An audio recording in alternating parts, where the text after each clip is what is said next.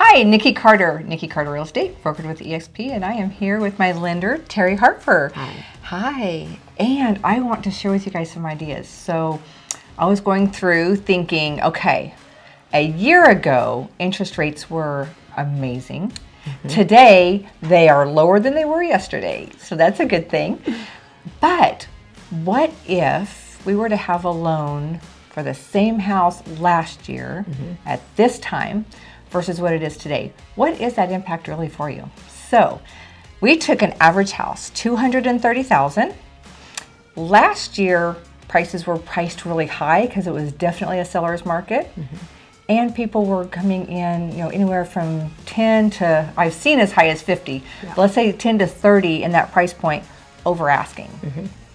Today, we are able to price houses at a lower point, and I can even negotiate for you because it's no longer a seller's market.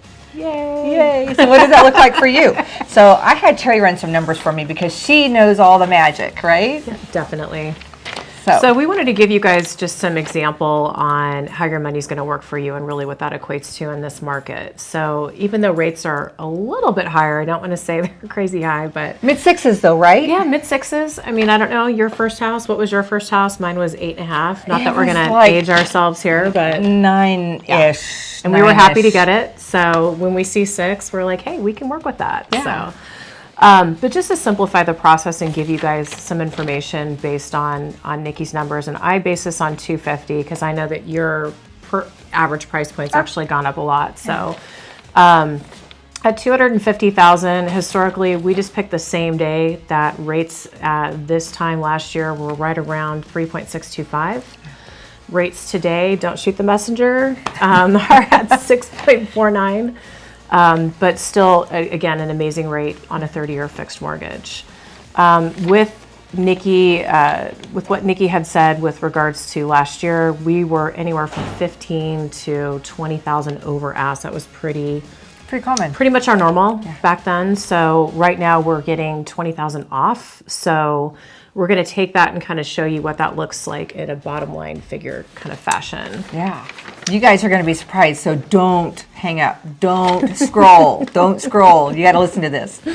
So if we are at a 230,000, again, our purchase price just for this example is going to remain at 250. So 230,000 for today. So that's Niki, your amazing realtor, negotiating and getting you everything you want at a phenomenal price. Yeah. With that, even at that higher interest rate, your interest-only payment would be $694. So if you were last year, you would be paying $265, and that's pretty conservative, depending on, based on what we've seen last year. At 3.625, your interest-only payment would be $852. Okay. So did you get that?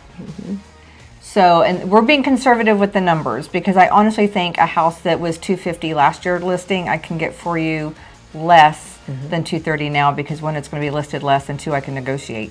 But being very conservative because I want to be real, okay? So if we did 230,000 versus 265 last year, interest only, because everybody's worried about interest rates, 3% to 6%, they've doubled, right? Okay.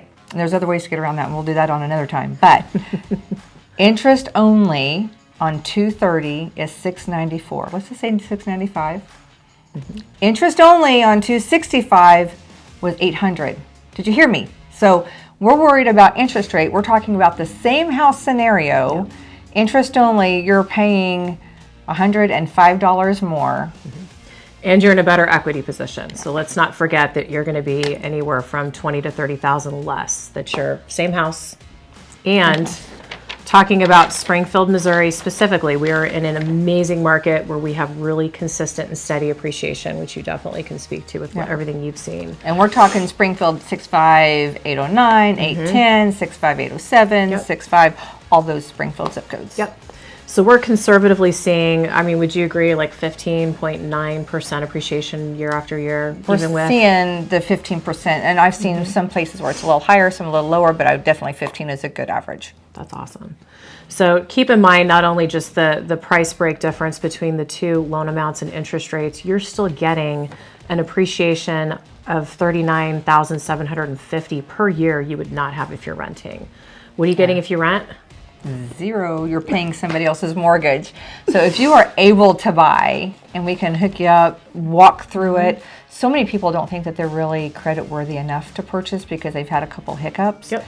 But I find a lot of the times that you're able to. Yes. So there's a lot of programs out there, no down payment programs all the way up to our normal conventional programs. So let us talk to you if it's something of interest. Instead of paying somebody else's mortgage, you could be on this scenario building your equity. So building your equity, paying less in interest, but your equity was like $39,000 and change more. So roughly $35,000 to $40,000 in equity that you're making. That's an investment. So I don't know about any other investments that you're doing, but if you were to get an extra $39,000 a year, it's better than the market. I'm just saying. Market's tanking a little bit right now, but that's okay. That's okay.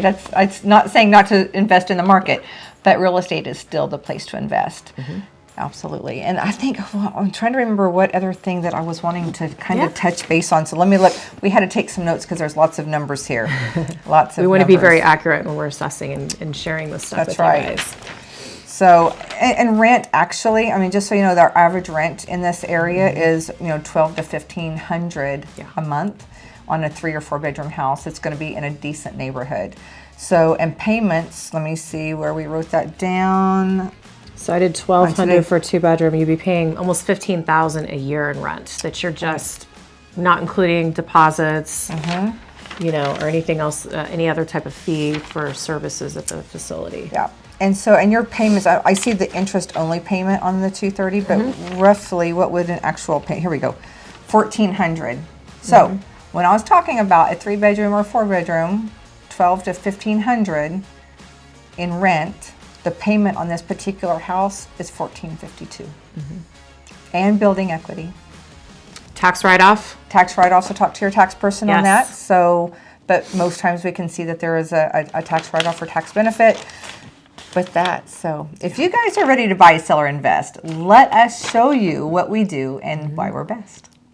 Definitely. Bye.